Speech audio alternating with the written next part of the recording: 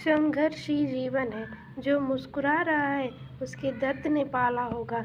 जो चल रहा है उसके पाँव में छाला होगा। बिना संघर्ष के इंसान चमक नहीं सकता। जो जलेगा उसी दिए में उजाला होगा। संघर्ष से क्यों बचें? संघर्ष ही जीवन की आत्मा है। जितना कठिन संघर्ष होगा उतनी ही शानदार जीत होगी। एक बार एक किसान भगवान से बहुत ही नाराज़ हो गया। किसान बहुत मेहनती था और मेहनत से वह खेतों में अनाज उगाता था, देखभाल करता था। अक्सर उसकी फसल खराब हो जाती, कभी सूखा पड़ जाता, कभी बाढ़ आ जाती, कभी तेज़ धूप, कभी आंधी, कोई ना कोई कारण बन ही जाता। उसकी फसल खराब हो ही जाती। एक दिन वह किसान गुस्से से आसमान की ओर देखकर भगवान से कहने लगा, हे ईश्वर, आपको लोग सर्वज्ञाता मानते हैं कि आप सब जानते हैं।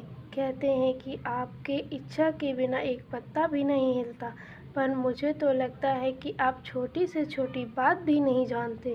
आपको तो ये भी नहीं पता कि खेती बाड़ी कैसे करते हैं।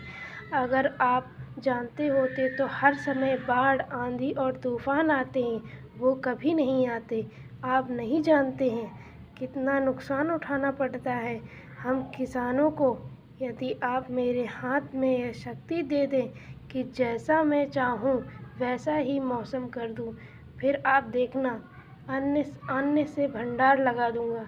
भगवान इस किसान के तीखे वाक्य सुनकर मुस्कुरा रहे थे और वह किसान के सामने प्रकट होकर बोले, मैं आज से तुम्हें यह शक्ति देता हूँ कि तुम अपनी खेतों पर तुम्हारी जैसी इच्छा हो तुम वैसा मौसम कर दोगे। मैं बिल्कुल भी दखल नहीं दूँगा।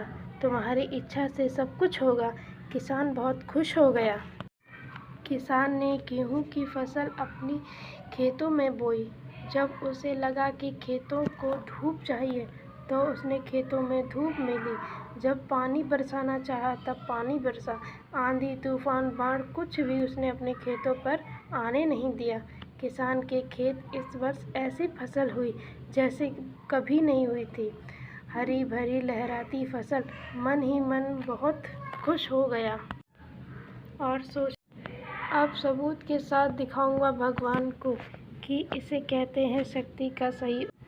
मेरी सफलता देखकर उन्हें अपनी नियम ज़रूर बदलने पड़ेंगे।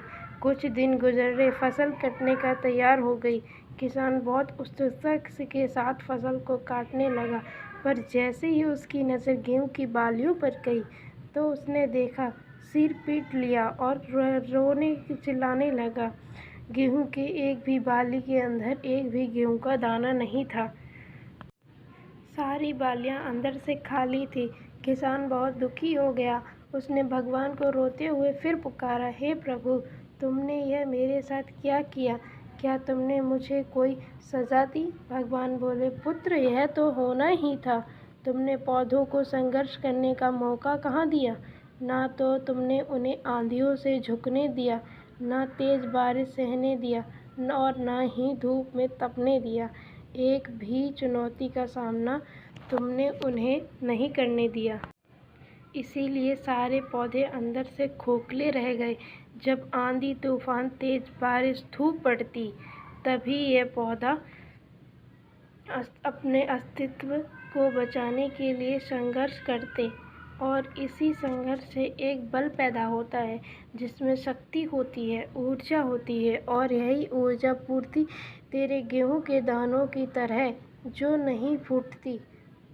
तूने उन्हें कठिन परिस्थितियों से गुजरने ही नहीं दिया जहां उनके अस्तित्व का जन्म होता। सारी बालियां इसलिए खाली हैं, इनमें एक भी गेहूं का दाना नहीं है, क्योंकि तुमने अपने पौधों को संघर्ष कराया ही नहीं। याद रखिए, स्वर्ण में स्वर्णीय आवाज़ तभी आती है जब वह आग में तपने, गलने और हथौड़े से पीटने जैसे संघर्ष से गुजरता है। कोयले का टुकड़ा हीरा तभी बनता है जब वह उच्च दाब और उच्च ताप की मुश्किल परिस्थितियों से गुजरता है।